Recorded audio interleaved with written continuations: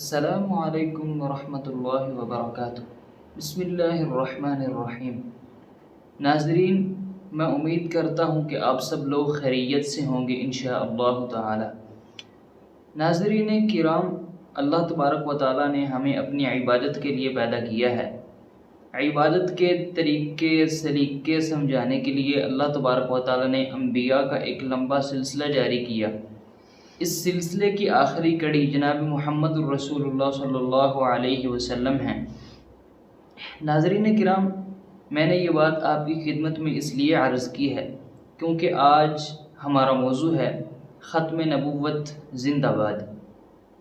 ناظرین کرام، اللہ تبارک و تعالیٰ قرآن مجید سورۃ الاحزاب میں ارشاد فرماتے ہیں: ما کان محمد ابا احد من رجالکم ولکن رسول اللہ وخاتم النبیین، کہ محمد رسول اللہ صلی اللہ علیہ وسلم تم میں سے کسی ایک کے باپ نہیں ہیں، لیکن وہ اللہ کے رسول ہیں اور اللہ کے آخری نبی ہیں۔ ناظرین کرام، سورۃ الاعراف میں اللہ تعالیٰ فرماتے ہیں کہ اے نبی، آپ لوگوں کو کہہ دیجیے قل یا ایھا الناس انی رسول اللہ الیکم جمیعا، آپ لوگوں کو یہ اعلان سنا دیجیے کہ میں کسی ایک کنٹری، شہر یا دیہات کی طرف نہیں بلکہ تم سب لوگوں کی طرف اللہ کا رسول بنا کر بھیجا گیا ہوں۔ ناظرین کرام، صحیح بخاری میں ہے، آپ نے فرمایا کانت بنو اسرائیل تسوسهم الانبیاء کلما ہلک نبی خلفہ نبی، کہ بنی اسرائیل میں یہ تھا کہ جب ان کا ایک نبی جاتا تو دوسرا نبی اس کی جگہ آ جاتا، لیکن فرمایا کہ لا نبی بعدی، میرے بعد کوئی نبی نہیں ہوگا۔ ناظرین کرام، جامع ترمذی میں ہے، آپ نے فرمایا انا العاقب الذی لیس بعدہ نبی، کہ میں عاقب ہوں۔ عاقب کی تفسیر آپ نے خود کی کہ یعنی کہ میرے بعد کوئی نبی نہیں آئے گا۔ ناظرین کرام، ختم نبوت کا معنی کیا ہے یہ سمجھ لیجیے۔ ختم نبوت کا اصل معنی یہ ہے کہ نبی علیہ السلام کی ذات بھی آخری ہے اور نبی علیہ السلام کی بات بھی آخری ہے۔ میں نے یہ بات آپ کی خدمت میں اس لیے عرض کی ہے ناظرین، کیونکہ بہت سارے لوگ ہیں جو آپ کو نظر آئیں گے کہ ختم نبوت پر بڑے ہی جوش و خروش کے ساتھ نعرے لگاتے ہیں، لیکن جب ان کے سامنے نبی علیہ السلام کی بات آتی ہے تو وہ پھر اور کافی ساری چیزوں کو نبی علیہ السلام کی بات کے مقابلے میں کھڑا کر دیتے ہیں۔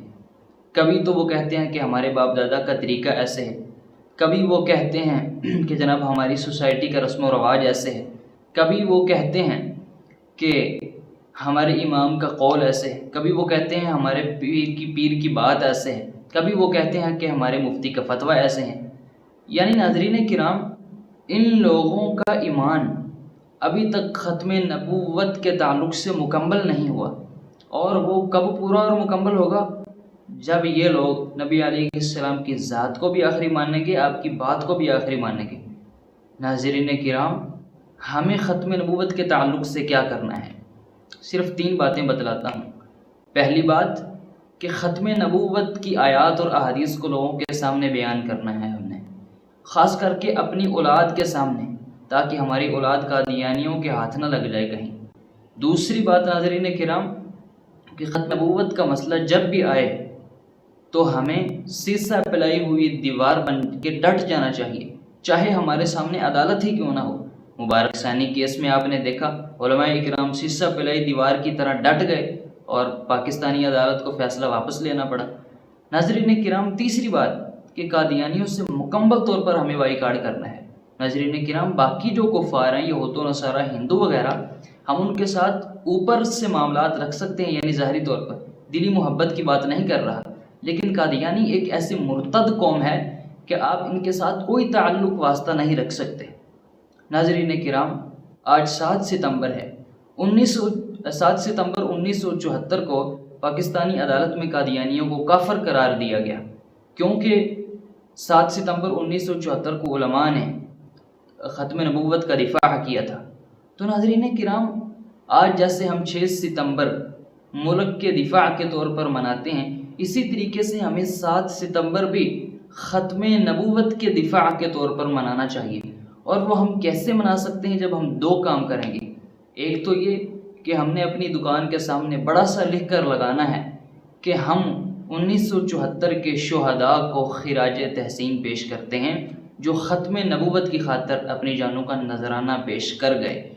دوسرا کام ہم نے یہ کرنا ہے کہ ہم نے سوشل میڈیا پر کثرت سے پوسٹنگ کرنی ہے، اور پوسٹنگ کے اندر یہی لکھنا ہے کہ ہم 1974 کے شہداء کو خراج عقیدت پیش کرتے ہیں جنہوں نے ختم نبوت پر پہرا دیتے ہوئے اپنی جانوں کا نذرانہ پیش کیا۔